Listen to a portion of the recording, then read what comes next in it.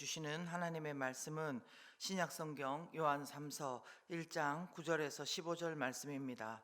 함께 읽겠습니다.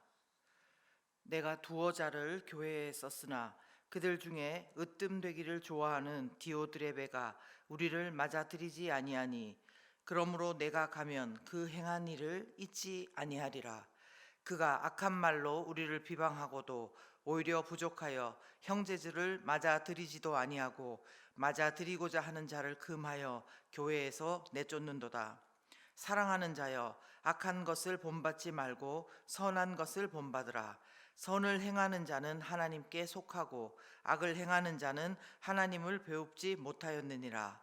데메드리오는 무사람에게도 진리에게서도 증거를 받았음에 우리도 증언하노니 너는 우리의 증언이 참된 줄을 아느니라.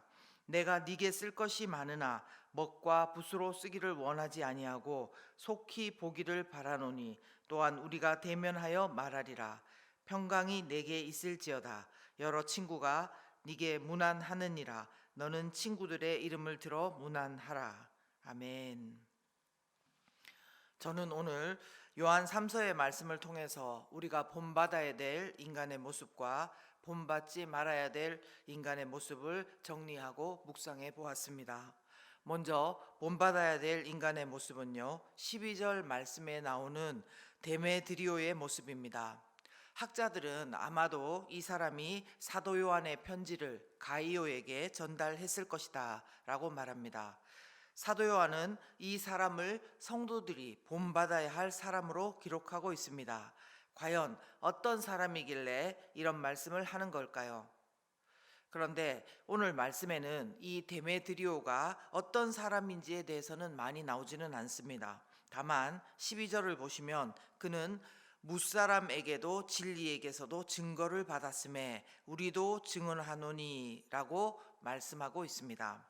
무슨 말인가 하면 데메드리오는 사람들의 눈으로 보나 예수 그리스도의 복음의 진리로 보나 또한 가까운 사람들의 눈으로 보나 다 증거를 받은 사람, 즉 인정을 받은 사람, 하나님께만이 아니라 사람에게도 인정을 받는 자였다는 것입니다.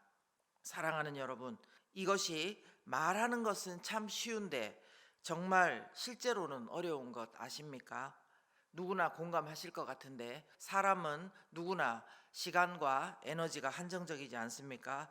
그래서 하나님께 잘 하려고 하면 사람들에게 잘하는 것과 좀 멀어지는 것 같고, 또 반대로 사람들에게, 가족들에게 잘 하려고 하면 또 하나님과 멀어지는 것 같은, 약간 어느 만큼이 좋은 비율인지 그 황금 비율을 잡기가 쉽지가 않는, 균형을 잡기가 쉽지가 않는 것입니다.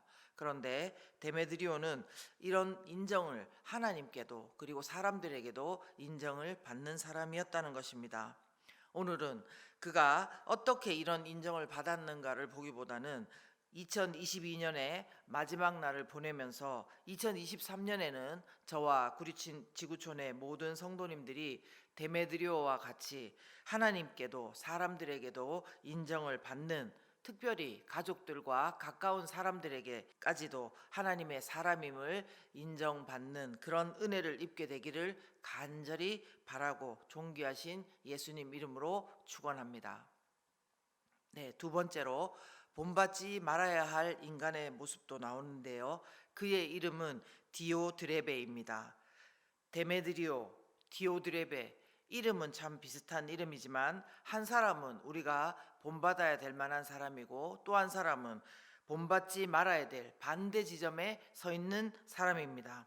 사람이 비슷하게 보여도 그 속은 이렇게 다를 수가 있는 것입니다. 오늘 말씀에 기록된 우리가 본받지 말아야 될 디오드레베의 모습을 세 가지 정도로 말씀드리고 싶습니다. 어떤 모습이 디오드레베에게 있길래 악하다고 본받지 말라고 하는지 우리 이 시간에 함께 보겠습니다. 먼저는요, 디오드레베는 우두머리가 되려는 야심을 가졌는 사람이라는 것입니다. 우두머리가 되려는 야심을 가졌던 사람. 9절 중반을 보시면요, 으뜸되기를 좋아하는 디오드레베가 우리를 맞아들이지 아니하니 라고 말씀하고 있습니다. 이를 공동번역으로 보면요, 디오드레베가 그 교회의 우두머리가 되려는 야심을 품고 우리의 권위를 인정하려 하지 않았습니다. 이렇게 말씀하는 것입니다. 여러분, 어떤 상황이고 어떤 인물인지 조금 짐작이 되십니까? 우두머리 최고 대표가 되려는 것은 나쁜 것이 아닙니다. 그런데 그것을 목표로 야심을 가지고 방해되는 모든 사람들의 권위를 의도적으로 배척하고 인정하지 않는 것은 악한 것입니다. 자기 야심인지 하나님 주신 비전인지 여러분 어떻게 알 수 있는지 압니까? 오늘 본문처럼 권위를 의도적으로 배척하고 인정하지 않고 있다. 그것이 바로 야심의 증거인 것입니다. 두 번째로요, 디오드레베는 악한 말로 지도자를 비방한 사람이었습니다. 악한 말로 지도자를 비방했다는 것입니다. 10절 중반에 보시면 그가 악한 말로 우리를 비방하고도 라고 말씀합니다.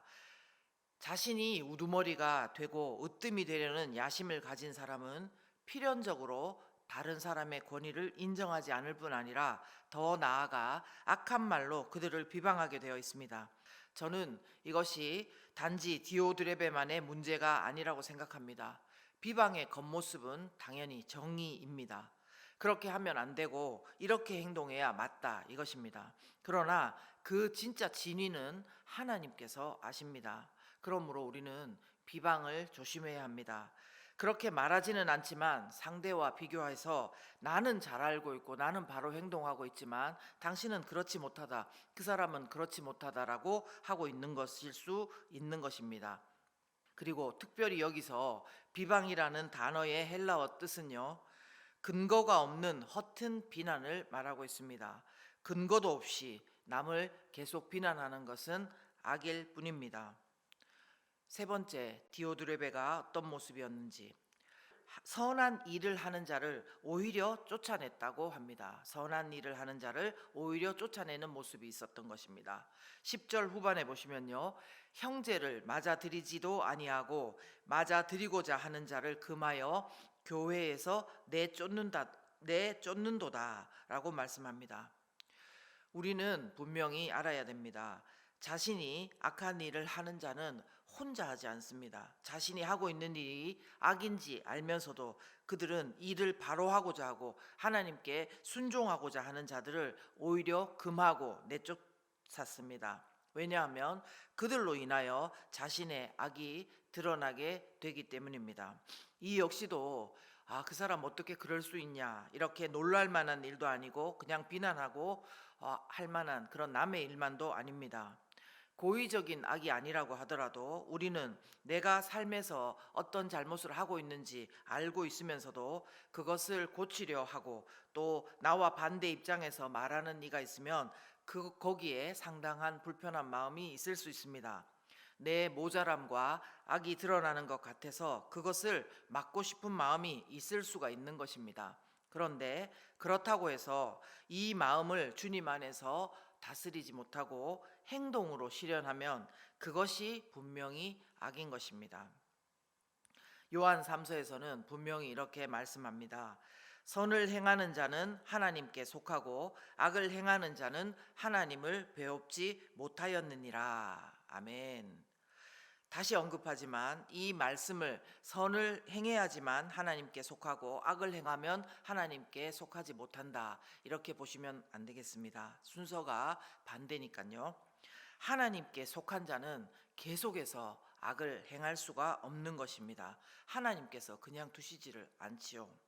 그러나 반대로 계속 악을 행하면서도 나는 하나님께 속했다고 말한다면 이것은 뭔가 잘못된 것입니다. 그래서 사도 요한도 악을 행하는 자는, 시제를 보면요, 계속 그렇게 악을 행하는 자는 하나님을 보지 못했다, 이렇게 말씀하는 것입니다. 사랑하는 여러분, 오늘 묵상을 통해서 우리는 이 안타까운 사람 디오드레베의 행동을 본받지 말고요, 하나님께 속하고 계속 거하면서 사람과 하나님의 인정을 받은 데메드리오와 같은 사람이 되시는 은혜를, 내년에도 그 은혜를 입으시기를 예수님 이름으로 축원하고 함께 기도하겠습니다. 하나님 아버지, 우리가 우리 자신을 말씀을 통해서 돌아봅니다. 우리 가운데 본받지 말아야 할 디오드레베의 모습이 없는지 이 시간 돌아보기를 원합니다.